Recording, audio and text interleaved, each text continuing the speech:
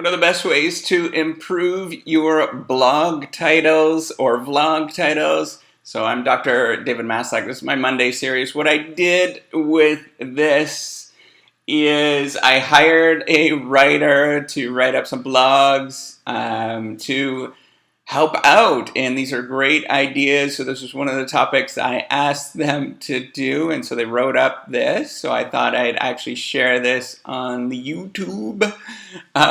So if you like this channel and you want to help out in any sort of way, do subscribe. Also check out what I'm trying to build with this channel. It is reciprocity. The E in reciprocity is a 3, reciprocity.com, and it is a proofreading website that is based on the sharing economy. So you could definitely go check that out. So I wanted to get into this very quickly. So my Monday series, what I've been doing for the last few weeks, is just having all of the sort of more practical things like this on Thursdays. If you like these videos, YouTube videos, usually on Thursday, I will try to post a video that's based on my own thoughts and ideas and stuff that we're doing in the sort of research area in strategy. So I'm a professor of strategy, innovation, and entrepreneurship at a large school in Florida. You could check me out on the interwebs.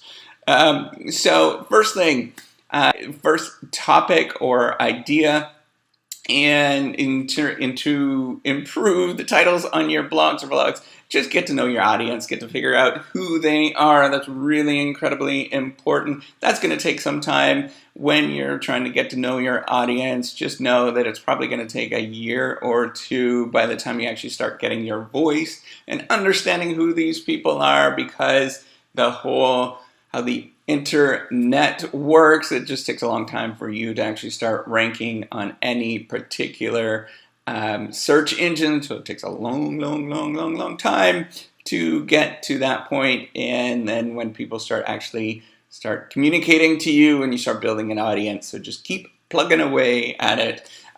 The other thing is use your keywords as much as possible. Make sure that you are using the right keywords. You can go onto KW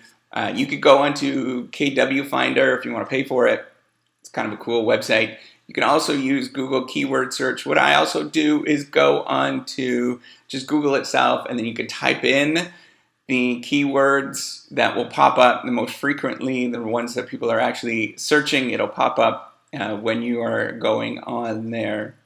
Maybe at some point I can show you how to do some of these things that I've been doing to do the SEO on this website, things that I've just picked up from watching other people do it. So the other thing is to look at things that are becoming popular and what are not only popular right now, but are going to be popular in the future. So things that are related to sort of buzzwords, the current popular domain that are going to pick up, and people are actually going to pay attention to that.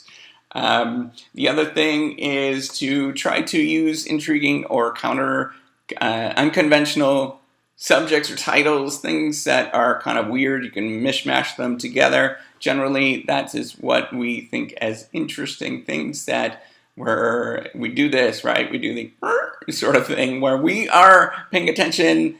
We think the world works this way, but then it actually works, or we explain and you talk about how it works a completely different way. There's a lot of blogs that do that kind of stuff, like Freakonomics, for example. They've done a great job of doing that. Malcolm Gladwell is another one that tells these very rich and interesting stories about that.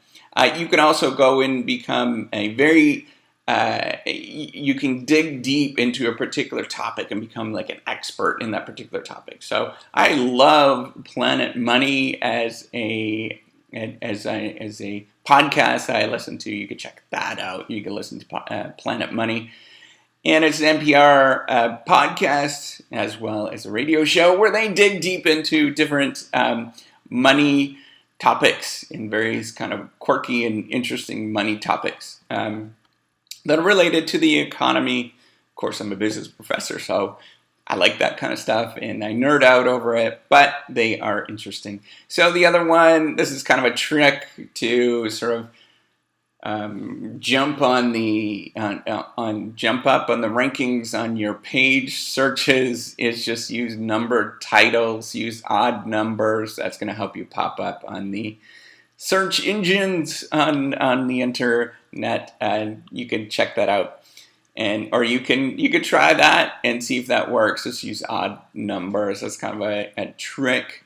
You could also use just adjectives. Actually, I found out that works pretty well with SEO. If if you have a particular topic, you write in the keyword and then you write in great or good or things like that. That will actually work and help your ranking as well.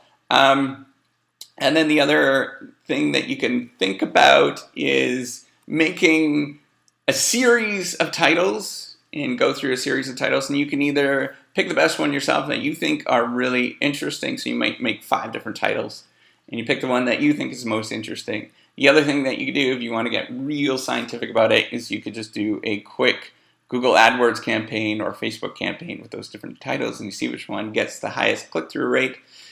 Tim Ferriss, the 4-Hour Workweek guy, who's great. He's got some interesting stuff. That's how he actually came up with the name the 4-Hour Workweek. If you don't know that, he was testing out different titles. And that's it. If you like this, you can look at all the other stuff in the show notes. You can look at all the written material that the writer had written up. And if you like this, please do subscribe to the YouTube channel, as well as if you want to help out with reciprocity. It's going to help out not only writers and editors, but as well, I'm hoping that it's going to help out science, behavioral science. You can check out other YouTube videos from the past where I actually talk about this kind of stuff. So with that, make sure that you come and watch me next week. Bye!